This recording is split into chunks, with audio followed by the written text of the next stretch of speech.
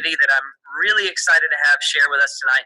She's going to close us out tonight, and this is our dear friend. She's been a longtime friend of the Breath in the Clay community, and this is concept photographer Marie Teilhard.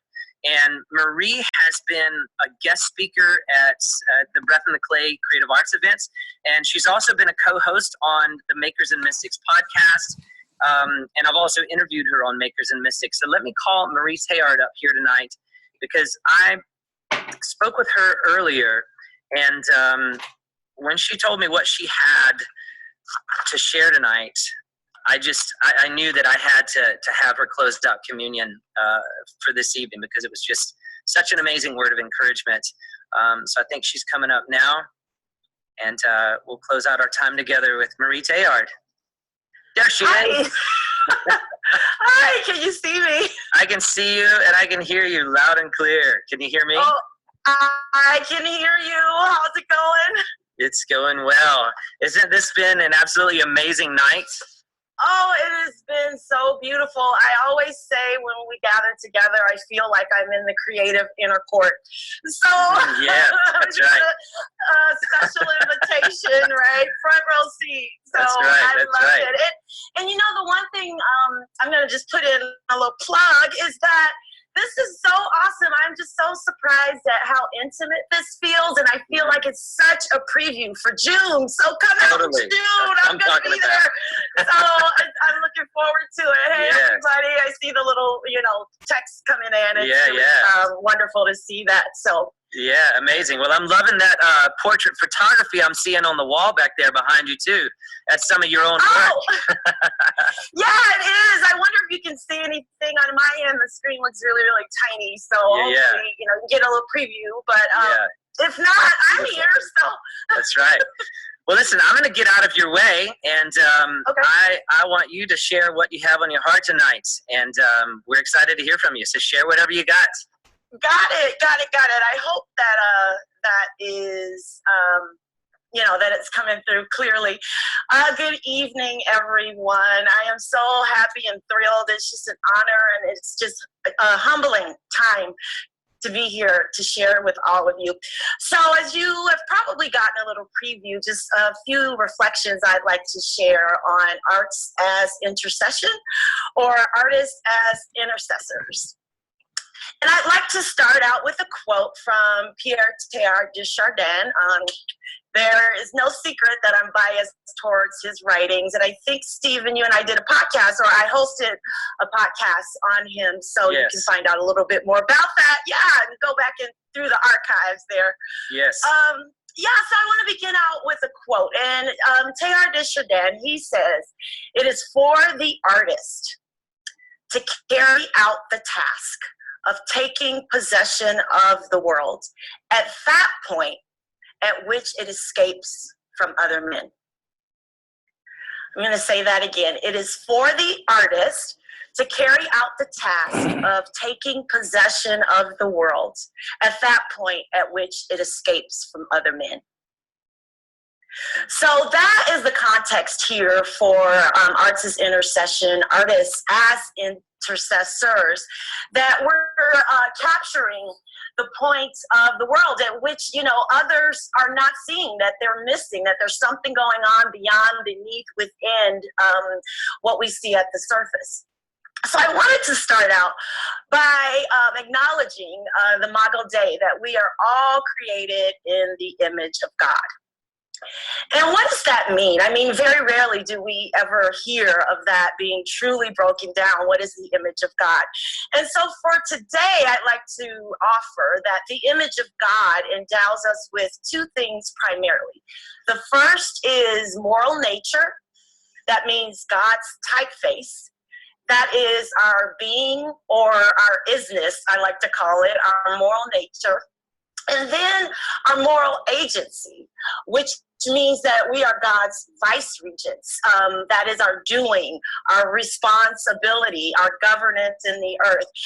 Lanicia kind of alluded to that a little bit when she spoke of inspiration, some of her inspiration being care for the earth and its future.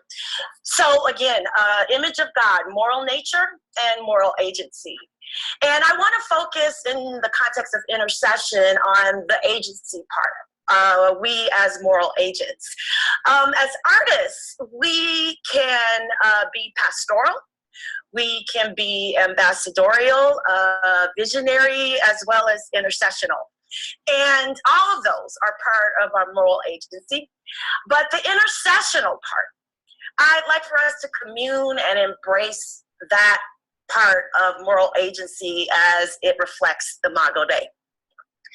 We're in the midst of trauma, but in the midst of trauma, we have around us quiet streets, quiet monuments, and hopefully quiet hearts and spirits.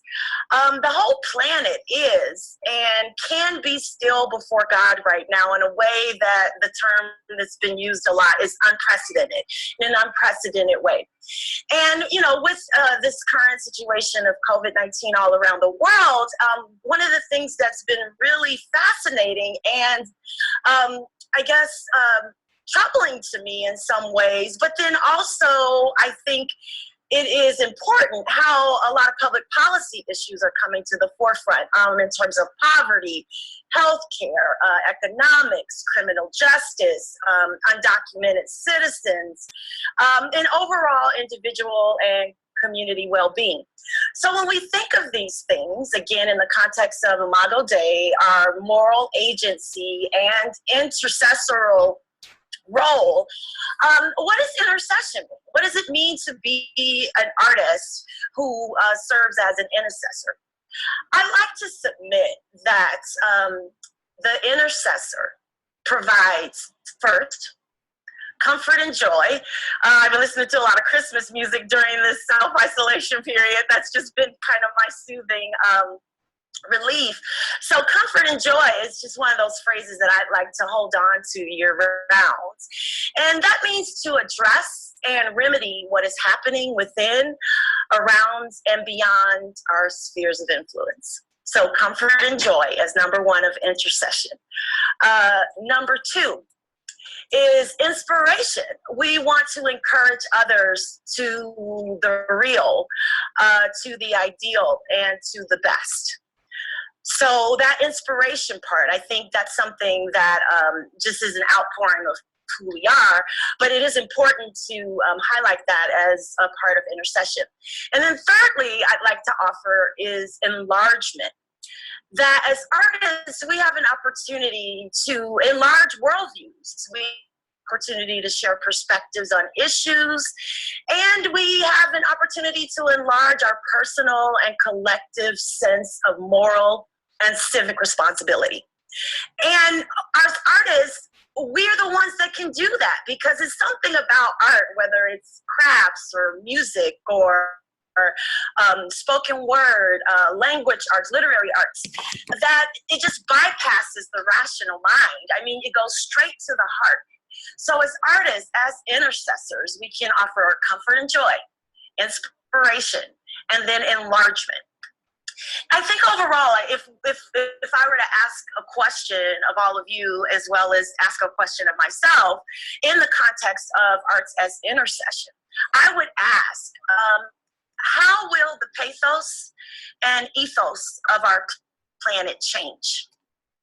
How will the pathos and ethos of our planet change? Who knows how, right? We don't know, but we do know that it will change and that, in fact, it is changing right now.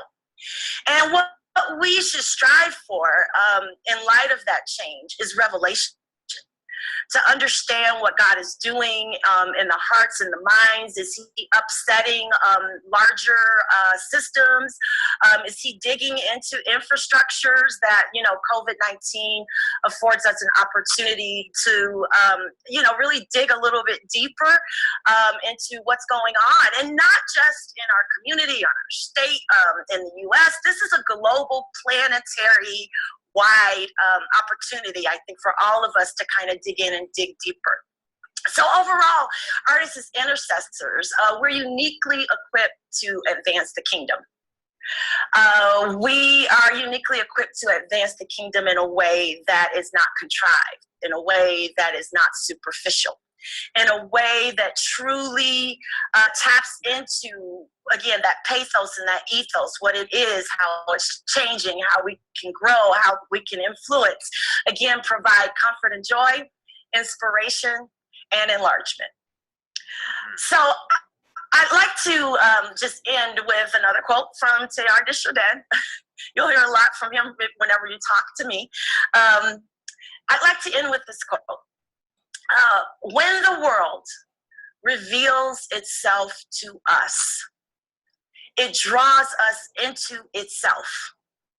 It causes us to flow outwards into something belonging to it, everywhere present in it, and more perfect than it. Wow. Marie, thank you so much. That's so good. Yeah. Yay. Yes. That's so good. Thanks for this opportunity. It really is just a joy to share with everybody and just kind of reflect on some of these things soberly.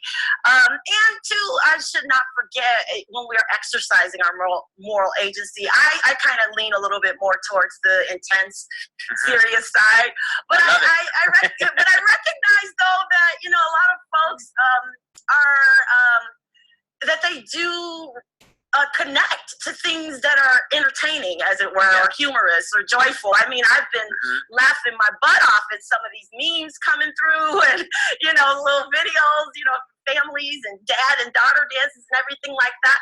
And I think too, even for those who are not professing Christians, the fact that there's so much like spontaneous and unscripted and impromptu art that we're seeing, that people around, you know, families didn't know that they could, you know, sing or lip sync together and everything. So I think everyone is expressing or connecting with creativity and expression in some way now, especially since things are so much online, right?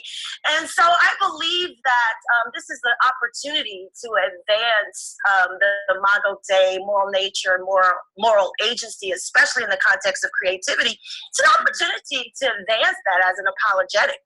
Absolutely. For those in our conversations, that, you know, this creativity, this need for connection, this need for fellowship, and you know, just the need for us as intercessors, right? The fact that we want to tap into the suffering, into the plight of others. That's the reflection of God, the image of God in us. So I really do pray that we all can express that in our own way without pressure, right? Like some of us just have to sit this one out. But I think totally. Right? But I think that, you know, in the midst of all this, again, I'll just say, when the world reveals itself to us, it draws us into itself. It causes us to flow outwards into something belonging to it, everywhere present in it, and more perfect than it. Yeah, I love it. We're going to put those quotes in the chat over here right now. There we go. We got both your quotes there in the chat for everybody to latch on to. And we're also going to put your website here for people to connect with your concept photography and all of your brilliant thoughts that I always enjoy listening to anytime I can sit in the room with you. So thank you so much, Marie, and we will see you hopefully in June, right? Yeah, I got my tickets and my Airbnb. That's right. All right, Marie, well, you take care. God bless, Stephen. Bye-bye.